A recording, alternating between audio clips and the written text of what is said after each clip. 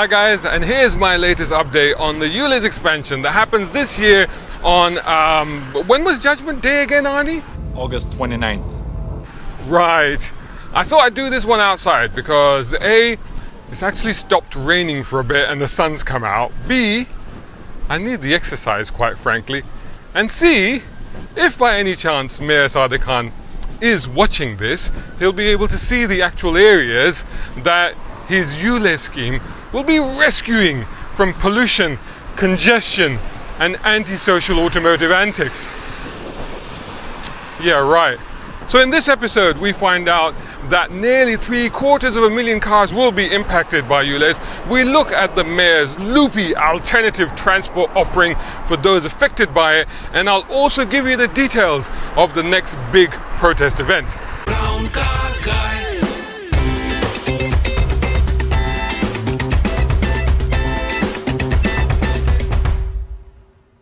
A brown car guy.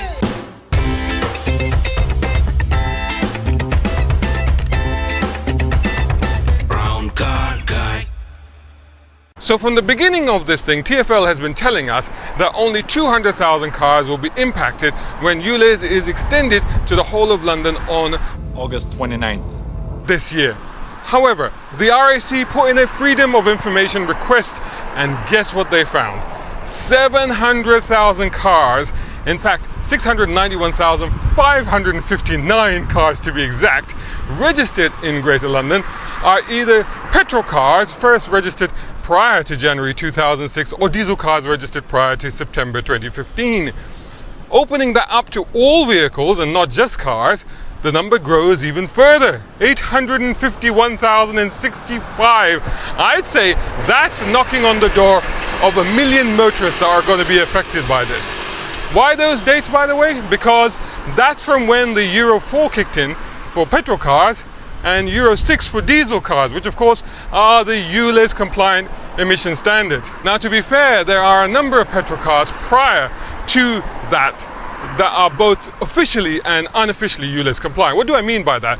Many cars almost as far back as the very end of the 90s were already classed as Euro 4 compliant, and some other petrol cars up to that and even older that weren't actually officially classed as Euro 4 could also actually meet the requirements. But for that, you'd have to check with the manufacturer to get a certificate to show that to be the case, and then get them re-registered as ULEZ compliant. I'll be honest with you though, this is more likely for petrol rather than diesel cars. Anyway, regardless of all that, whatever the real number of cars that might or might not prove compliant, there's still a huge difference between the new estimate of nearly 700,000 cars and TfL claiming less than 200,000. In fact, they still insist that only around 160,000 non-compliant cars currently drive in the area that will become ULEZ on August 29th.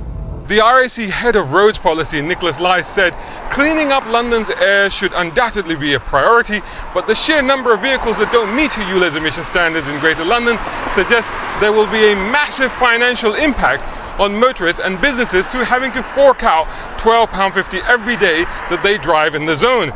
We desperately need more coordination between the mayor and the government to help small businesses, tradespeople, NHS staff and carers who have no choice but to drive into the expanded ULEZ for work purposes from outside Greater London. Consideration should also be given to those who work at night when public transport is greatly reduced in the outer boroughs. Changing to a compliant vehicle at such short notice simply won't be something many will be able to afford, especially during a cost of living crisis and a time when second-hand car prices are so high. Yep, indeed. Brown car guy. Superloopy nuts are we, me and them and me. Yep, Superloopy, not Snooker Loopy, which of course was the original song that I borrowed that line from, or some would say I butchered the song and should never do that again, while others will now have it stuck in their heads for the rest of the day. I know I will. So what is Superloop then? Well, apparently it's the answer to all our problems. It's basically taking a jar top, placing it on a map of London and drawing multicolored lines around it, probably with crayons. So this was launched by London Mayor Sadiq Khan a few days ago. He went out in his fleet of Land Rovers to get some photo opportunities in some parked up buses. Basically, it's described as a new fast service bus network for the outer boroughs. There will be 6 new routes and 4 existing ones incorporated into the Superloop network.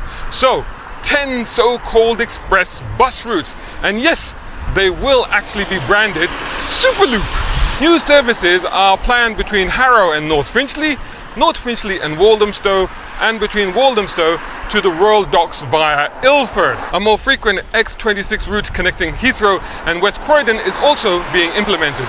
4 existing express bus routes, 607, X26, X140 and X68, will be incorporated into the Superloop. Future links are also proposed between Hillingdon, Hounslow, Brent, Bexleyheath, Bromley, Sutton and Havering. Now, the trouble with this is that TfL has been cutting bus services, and some people are already complaining that Superloop won't really make up for it. And in terms of percentage increases in routes, it only accounts for an additional 1% in mileage overall.